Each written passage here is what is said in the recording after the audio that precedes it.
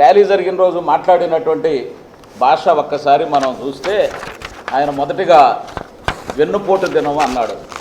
అసలు వెన్నుపోటుకు పుట్టినిల్లు ఎవరిది? వెన్నుపోటు రాజకీయాలు నేర్పింది రాష్ట్రానికి జగన్మోహన్ రెడ్డి, ఈ నెల్లూరు జిల్లాకు నేర్పింది నల్లపురెడ్డి ప్రసన్నకుమార్ రెడ్డి.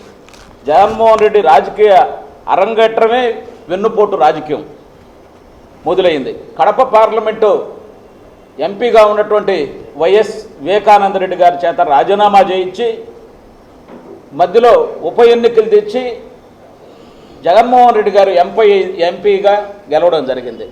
ఫస్ట్ చిన్నాయనకి అక్కడ వెన్నుపోటుతో ప్రారంభమైనటువంటి జగన్మోహన్ రెడ్డి రాజకీయం అంచెలంచెలుగా ఎదిగి ఈ రాష్ట్రంలో వెన్నుపోటు రాజకీయాలకి పునాదులు వేసినటువంటి జగన్మోహన్ రెడ్డి ఈ జిల్లాలో వెన్నుపోటుకి పుట్టినిల్లు నిర్వచనం అన్నీ నల్లపురెడ్డి ప్రసన్నకుమార్ రెడ్డి.